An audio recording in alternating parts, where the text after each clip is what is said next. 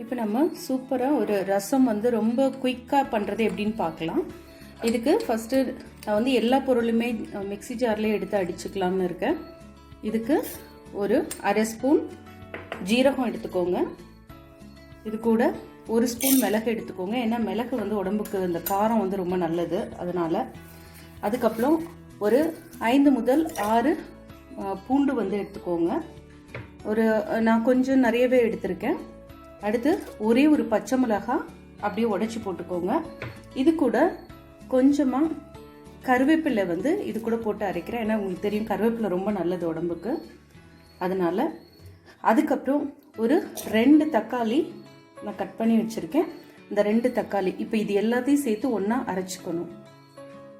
வந்து நீங்கள் ஃபுல்லாக வந்து அரைக்கக்கூடாது, ஃபுல்லாக அரைச்சிடாதீங்க. சும்மா ஒரு 2 சுற்று மட்டும் சுற்றுற மாதிரி பண்ணுங்கள்.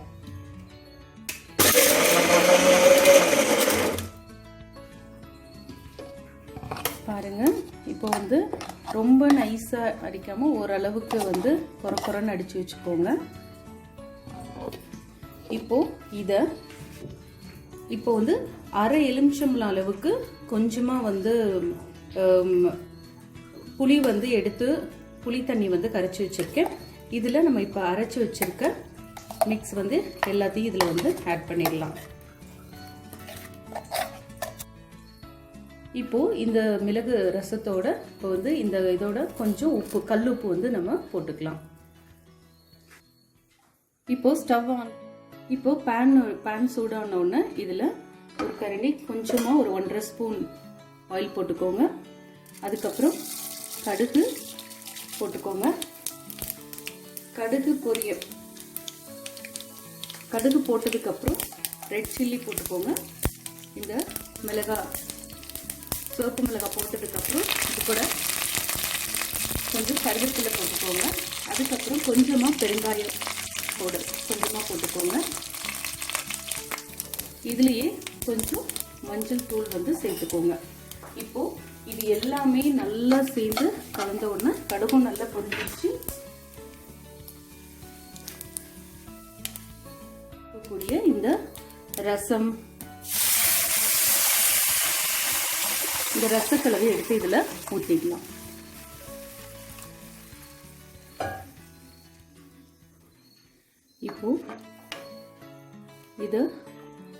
இப்போ ஒரு 5 மினிட்ஸ் வெயிட் பண்ணுங்க.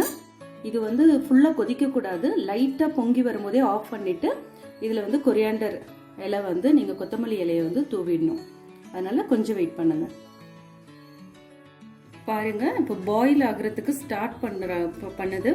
இப்போ வந்து இந்த ஸ்டேஜில் வந்து நீங்கள் வந்து ஸ்டவ் ஆஃப் பண்ணிடணும்.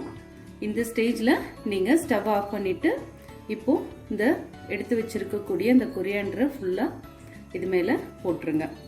போட்டுட்டு இப்போ உடனே நீங்கள் என்ன பண்ணணும் அப்படின்னா இதில் கொஞ்சமாக தண்ணி ஊற்றி உடனே இதை மூடி வச்சிருங்க.